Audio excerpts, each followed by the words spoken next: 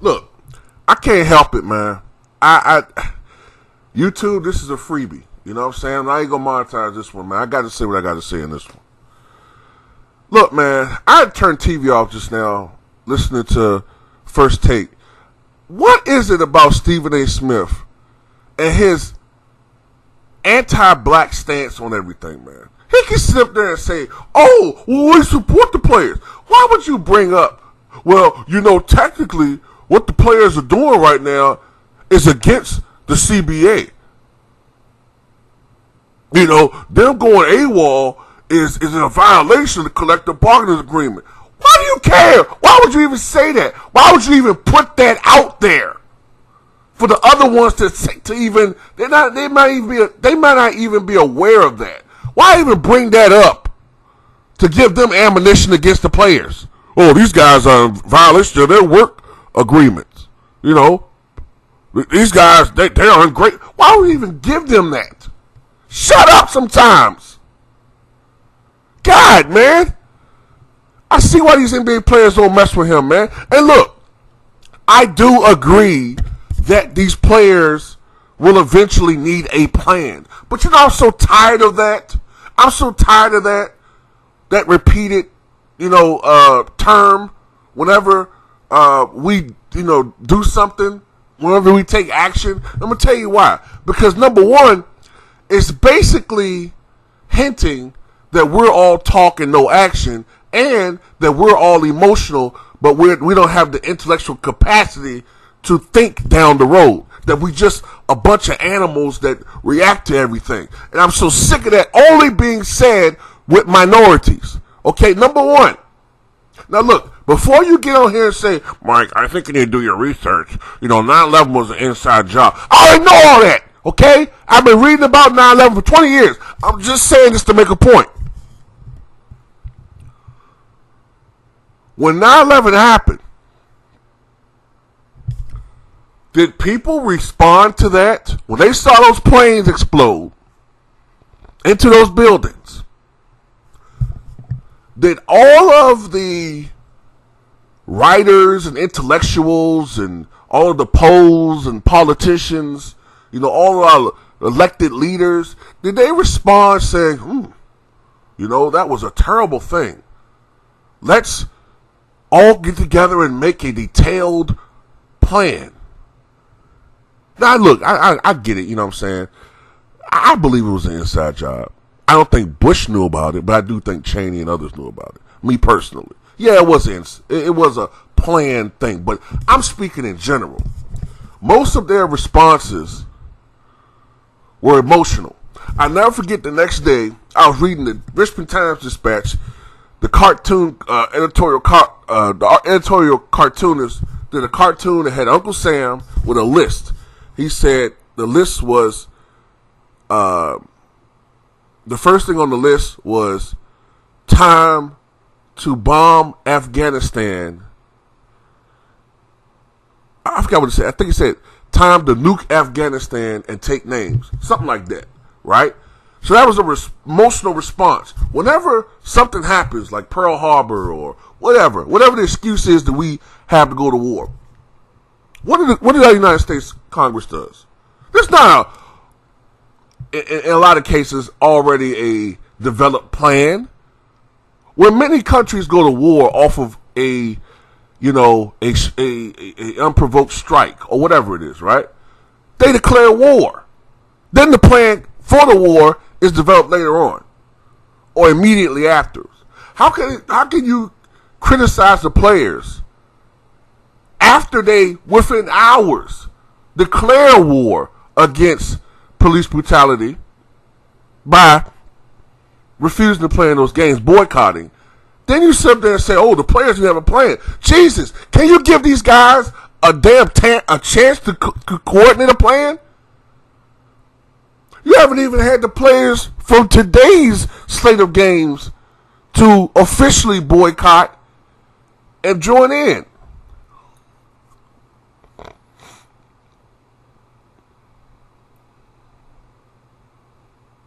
There's another thing I want to say too. To some of these racists out here who keep always bringing up, these players, they make all this money. These guys are making millions. Making absolute millions of dollars. And they're complaining about being disenfranchised. They're complaining about, not having opportunities. Of being oppressed. I wish I made $10 million a year. Yuck, yuck, yuck. Yuck, yuck, yuck. Shut up. Just shut up. Shut up, you privileged fucking prick. Let me ask you something, you dickhead. Do you ever take note that in every war there are leaders? Huh? I don't see you bitching about the fact that, I don't see you saying, George H.W. Bush and all these guys, yuck, they send all these kids that have their full lives in front of them, and, these privileged leaders like, Bush and Obama, they've never been in armies, they never served their country, not really, but they send thousands of soldiers to their deaths. I don't see you taking that line. You're a proud American patriot who supports the war. Get out of here, man. Clowns. Every war we've had, George Washington, the richest man in the country, but he was the leading general of the army, right? With every war we've had, all the generals have been the wealthiest people in this country, for the most part. Then later on, you had people who were career army and, men, but still, the generals, they're not on the front lines. Not usually.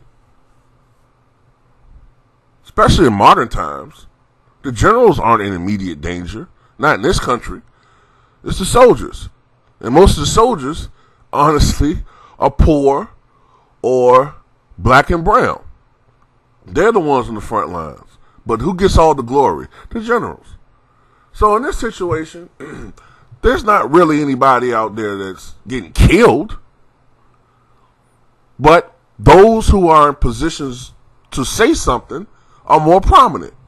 So they're going to be the athletes. They're going to be, the well-known activists who are prominent, out there. They're going to be athletes and singers and stuff like that.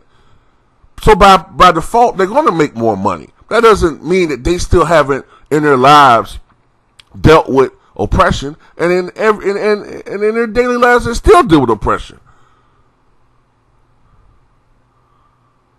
Because it's funny, you guys can look up and see that they make a lot of money, but if you saw Colin Kaepernick in a hoodie walking down the street, some of you guys wouldn't know he's Colin Kaepernick.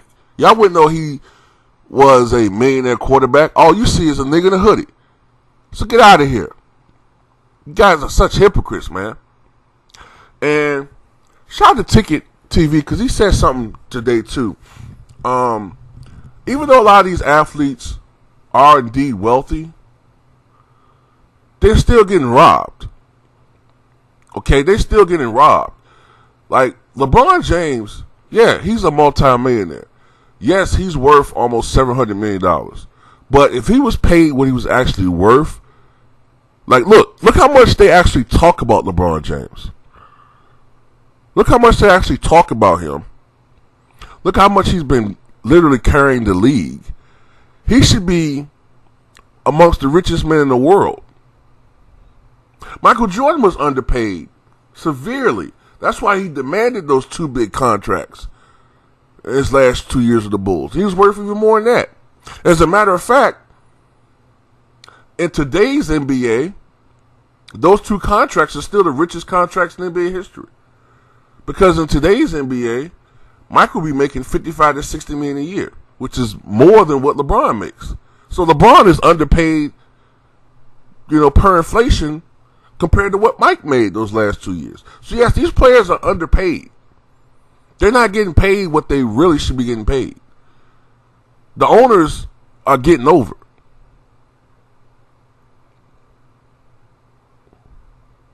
So yeah, if the NBA players were to come together and decide to form their own league, the NBA would cease to exist. Don't nobody want to go see a game with goddamn CJ Tucker, or, you know what I'm saying, CJ Tucker versus goddamn, you know, Malcolm Brogdon of the Pacers. I'm sorry. I love Malcolm Brogdon, but he can't carry the league. So, yeah, I'm so sick of this mess, man. And to go back to Stephen A. Smith, like, what is this? Like, okay, like, I heard Charles and Shaq say it. I'm like, okay, I agree with it. I agree with that, but they keep saying it. They keep saying it. And I'm like, look, at the end of the day, man, let these guys come together and create a plan. They're doing that now. I'm so sick of hearing that every time minorities do something, take action.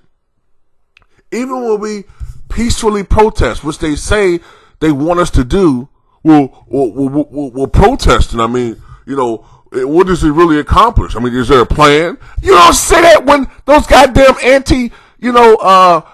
you didn't say that in Michigan and in Pennsylvania when those anti-quarantine nuts came out there protesting. I didn't see them people say, well, I mean, you know, these guys have a plan.